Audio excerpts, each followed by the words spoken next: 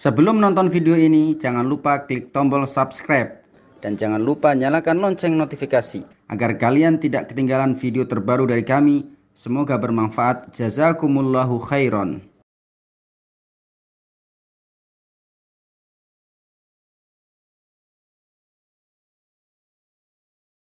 Hukum membaca basmalah atau bismillahirrahmanirrahim saat membaca surat Al-Fatihah di dalam sholat, ya. Ini juga diantara salah satu masalah yang kalau kita tidak mau mempelajari secara keseluruhan berdasarkan qaul aimatul madhab, bisa menimbulkan kefanatikan atau fanatik, ya. Kalau orang bilang taunya itu-itu aja, sehingga ketika ada orang lain yang berbeda dengannya, ya, akan mengeluarkan kata-kata atau tuduhan yang kurang baik terhadap saudaranya, karena disebabkan dia tidak mau mempelajari madhab-madhab lain atau memperluas wawasan tentang masalah fikih, ya. Kita lihat bagaimana diantara salah satu gesekan di masyarakat, diantaranya dalam praktek ibadah-ibadah masyarakat di masjid adalah mempermasalahkan masalah basmalah, ya. Sehingga saya akan beberkan, ya, masalah ini, ya, yaitu membaca basmalah saat membaca Al-Fatihah dalam sholat. Itu bagaimana hukumnya sebenarnya? Apakah wajib? Misalnya ketika di satu masjid imamnya kemudian tahu-tahu alhamdulillahirabbil-alamin, ya, lalu kemudian ada makmum, loh, itu kok nggak baca bismillah? Ini aliran naba, atau bahkan menuduh ini agama apa? Kadang malah lebih ekstrimnya lagi. Padahal sebenarnya ini masalah fikih yang sudah dibahas oleh para ulama, ya, sudah dahulu dibahas oleh para ulama. Hanya saja kita belum mau membaca-baca dan membuka lembaran-lembaran lain, ya. Kita hanya konsen kepada satu madhab misalnya, ya, seperti itu. Dalam hal ini ada pendapat ulama, ya, minimal ada dua pendapat tentang masalah ini. Jadi sehingga kita nggak kaget mau sholat di masjid mana saja, mau imamnya baca basmalah atau tidak. Ternyata di sini memang masalahnya diperdebatkan para ulama terlebih dahulu, ya, dari dahulu, ya, sudah disebutkan dalam kitab fikihnya. Pendapat pertama, dianjurkan membaca basmalah sebelum membaca Al-Fatihah, dianjurkan, ya. Ini adalah pendapat Imam Abu Hanifah, Imam Asy-Syafi'i dan Imam Ahmad. Jadi al-aimah ats-tsalatsah, imam ats-tsalatsah yaitu imam madhab yang tiga, yaitu adalah Imam Abu Hanifah, Imam Syafi'i dan Ahmad, mengatakan bahwasannya dianjurkan membaca basmalah ketika hendak membaca surat Al-Fatihah. Ini pendapat tiga imam madhab. Dalilnya mana, ya? Ada banyak hadis yang menunjukkan hal ini, ya. Di antaranya adalah, ya, An-Nu'aim Al-Mujmir, ya, radhiyallahu anhu qala shallaitu wara'a Abi Hurairah fa qara'a bismillahirrahmanirrahim thumma qara'a bi ummil qur'ani hatta idza balagha waladdallin qala amin wa yaqulu kullama sajada wa idza qama minal julusi Allahu akbar thumma yaqulu idza sallam walladzi nafsi biyadihi inni la asbahukum sholatan bi Rasulillahi sallallahu alaihi wasallam, rawahu Nasa'i wa Ibnu Khuzaimah. Di antara dalil yang digunakan mayoritas ulama yang mengatakan bahwasanya bismillah harus dibaca sebelum baca Al-Fatihah, yaitu dari sahabat Nu'aim Al-Mujmir berkata, aku pernah sholat di belakang sahabat Abu Hurairah, dia membaca bismillahirrahmanirrahim. Jadi sahabat ini pernah sholat di belakang Abu Hurairah, yang kita tahu bagaimana Abu Hurairah sosoknya, kedekatan dengan Rasulullah SAW. Membaca, ya, beliau Abu Hurairah membaca bismillahirrahmanirrahim, kemudian membaca Al-Fatihah, ya. Setelah baca bismillah, Abu Hurairah membaca Al-Fatihah sehingga sampai, ya, bacaan waladdallin. Dia membaca amin setiap sujud dan ketika bangun dari duduk selalu membaca Allahu Akbar. Setelah salam dia mengatakan, ya, setelah Abu Hurairah mencontohkan praktek tadi, yaitu basmalah dulu baru Al-Fatihah, kemudian diiringi dengan sujud, bangun dari duduk dengan mengucapkan Allahu Akbar, kemudian salam, kemudian beliau mengatakan, demi jiwaku yang ada di tangannya, sungguh aku adalah orang yang paling mirip sholatnya dengan Rasulullah Sallallahu Alaihi Wasallam. Hadis riwayat An-Nasa'i dan Ibnu Khuzaimah. Jadi Abu Hurairah mengatakan sholatnya itu paling persis dengan Rasulullah SAW, dan Rasulullah SAW membaca bismillah terlebih dahulu, ya, ketika hendak membaca surat Al-Fatihah. Ini pendapat pertama, yaitu pendapat Imam Abu Hanifah, Syafi'i dan Imam Ahmad. Sehingga bismillah ini harus diucapkan, ya, seperti itu. Ini secara umum, ya, kita nggak bicara jahar atau sir, itu ntar setelah ini. Intinya bismillah ada, ya, menurut pendapat pertama. Pendapat kedua, tidak disyariatkan membaca basmalah ketika membaca Al-Fatihah. Ini pendapat kedua, nggak perlu dan nggak disyariatkan. Langsung saja Alhamdulillahirabbil alamin sampai selesai, nggak perlu Bismillahirrahmanirrahim. Ini pendapat kedua. Ini adalah pendapat Imam Malik rahimahullah taala, dan perlu diketahui bahwa Imam Malik adalah gurunya dari Imam Syafi'i rahimahullah taala. Jadi nggak boleh kita mencaci maki atau kita menyesatkan orang yang seandainya ketika dia sholat mengimami atau dia munfarid, tiba-tiba setelah dia membaca doa iftitah langsung dia membaca Alhamdulillahirabbil alamin tanpa dia membaca basmalah. Tidak boleh kita mengatakan ini aliran apa, ini ajaran mana, ajaran sesat dari mana yang dia bawa. Ketahuilah saudaraku sekalian, ini adalah pendapat Imam Malik rahimahullah taala, pendapat gurunya Imam Syafi'i. Kalau Anda menyesatkan orang yang nggak baca basmalah ketika Fatihah, maka Anda menuduh gurunya Imam Syafi'i Malik rahimahullah taala sesat. Sehingga kita harus betul-betul bijak di dalam menyikapi perbedaan di kalangan para ulama.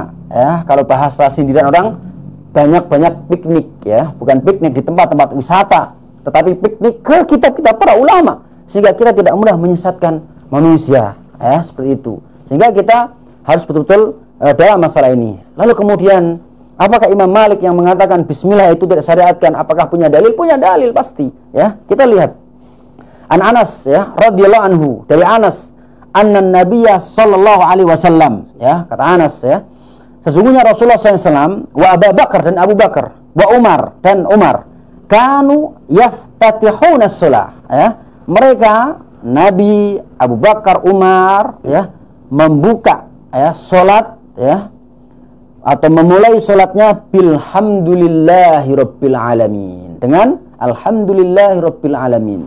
Dan kata Anas tentunya tidak mendengar ucapan bismillahirrahmanirrahim, Rasulullah, Abu Bakar dan Umar langsung alhamdulillahirabbil alamin. Hadis riwayat Al-Bukhari dan Muslim. Bahkan hadisnya, ya, itu Bukhari dan Muslim.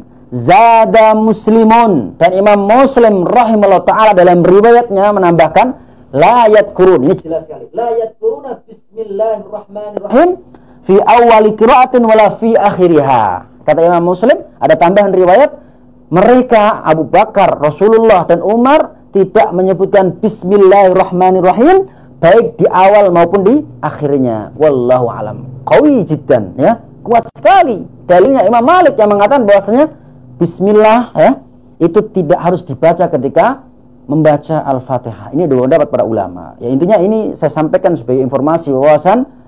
Kalau mau ngamalin silahkan pilih, monggo. Mau pendapat pertama, mau pendapat kedua, masing-masing ada dalil yang sangat kuat. Dan pendapat a'immah, ulama-ulama kibar, ulama besar, rujukan kita sebagai ahlu sunnati wal jamaah. Wallahu alam. Kaum muslimin rahimakumullah jami'an. Yang keempat, ya, masalah yang keempat. Kalau tadi bismillah apakah harus kita baca sebelum baca Al-Fatihah atau tidak, ya. Sekarang kalau seandainya, ya, kita ngambil pendapat bismillah itu harus kita baca sebelum baca Al-Fatihah, muncul pertanyaan, bacanya itu jahar keras atau lirih bagi imam, ya. Kalau tadi kan oke lah, saya ngambil pendapat bismillah itu harus kita baca sebelum Al-Fatihah. Pertanyaannya, kalau Anda sebagai imam baca bismillahnya itu pelan atau keras, ya. Di sini ada dua pendapat para ulama. Pendapat pertama, ya, membaca, ya, bismillahnya yaitu secara jahar atau dikeraskan bagi imam, ya. Ini pendapat yang masyhur yang banyak kita jumpai di masjid-masjid negeri kita ini, karena banyak yang mengamalkan dari madhab Syafi'i. Ini adalah pendapat madhab Syafi'i. Dalilnya mana? Yang pertama, An Abi Hurairah qala kana Rasulullah sallallahu alaihi wasallam yajharu bismillahirrahmanirrahim. Dari Abu Hurairah berkata Rasulullah SAW biasanya menjaharkan bismillahirrahmanirrahim. Hadis riwayat Al-Hakim. Saya hanya menyampaikan riwayatnya, ya. Saya tidak menyampaikan perdebatan para ulama tentang riwayat ini, ya.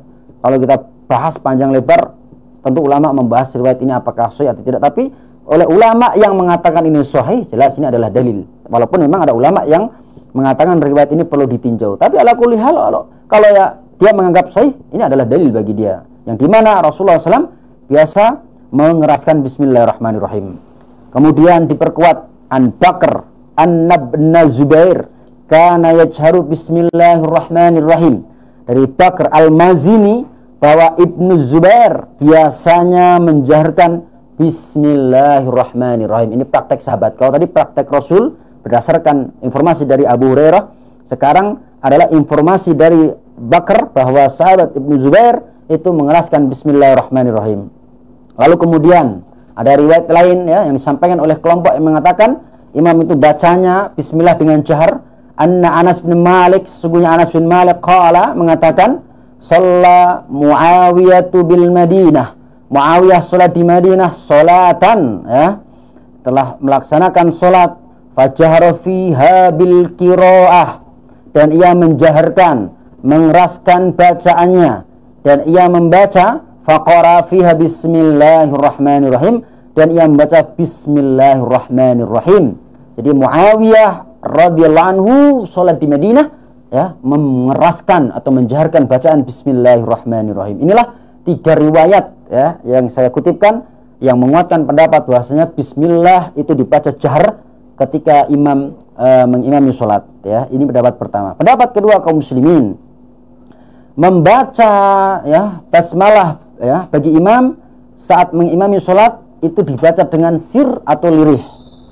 Ini adalah pendapat Imam Abu Hanifah, Imam Ahmad, Imam Muslim, Imam Az-Zailai, Imam Ibnul Qayyim, dan ulama-ulama lainnya ya, dan mayoritas ya.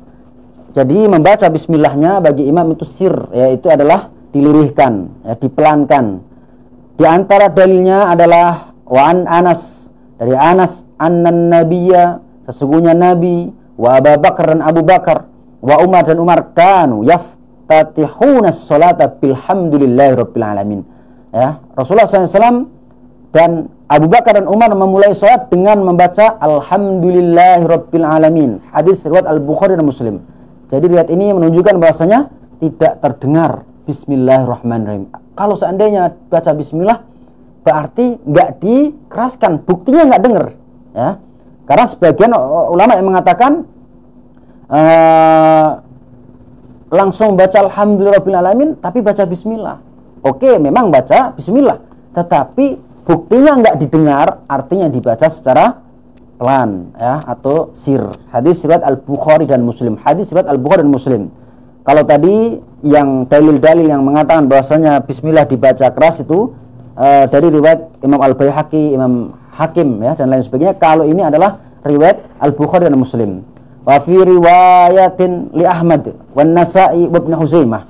Dan dalam satu riwayat Imam Ahmad, Imam Nasa'i dan Ibnu Huzaimah disebutkan la yajharuna bi bismillahirrahmanirrahim. Ini jelas, malah tegas bahwa mereka Abu Bakar, Umar dan Rasulullah SAW mereka tidak membaca bismillahirrahmanirrahim dengan suara keras ya.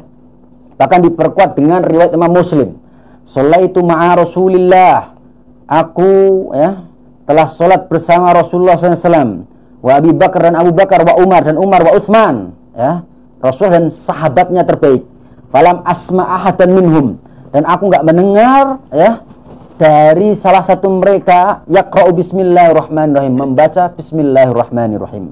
Jadi riwayat ini menguatkan bahwasanya bacaan imam ya bismillahnya itu dipelankan atau dilirihkan.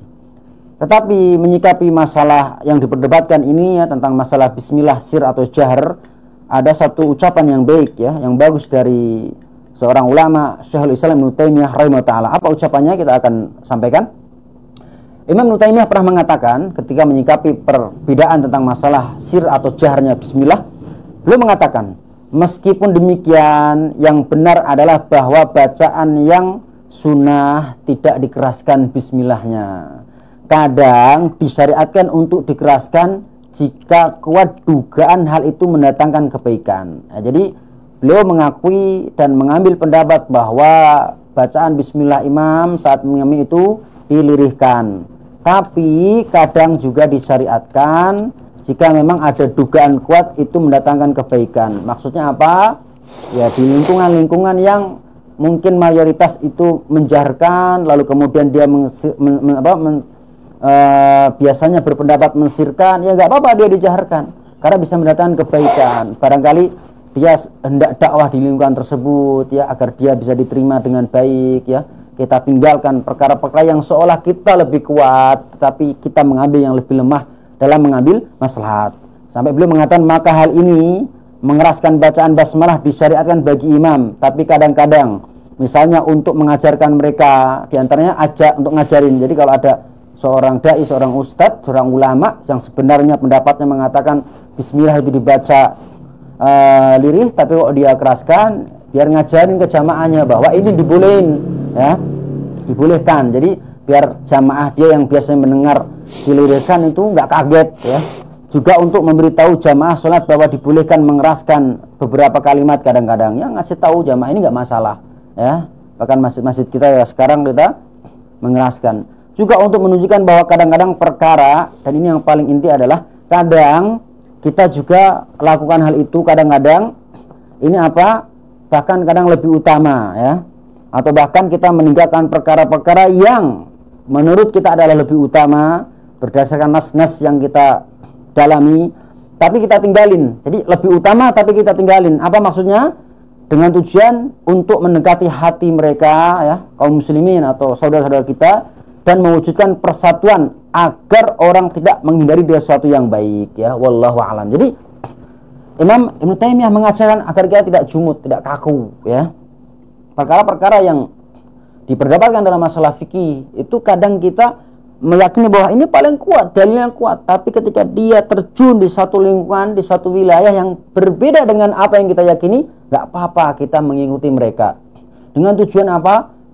Biar kita bisa diterima oleh mereka ya, biar kita mengajarkan persatuan ya, kita menghindari perkara-perkara yang tidak baik, di antara adalah perselisihan.